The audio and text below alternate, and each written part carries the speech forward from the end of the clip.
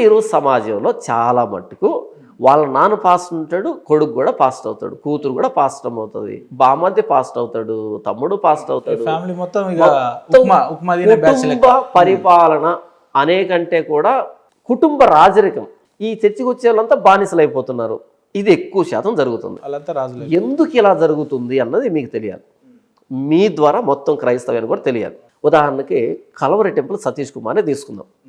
ముసుగుల గుద్దులాట ఎందుకబ్బా? బాగా నోటెడ్ ఉంది మీకు ఆ పేరు. పోలీస్ డిపార్ట్మెంట్కి ఎవడు దొంగ తెలుసు.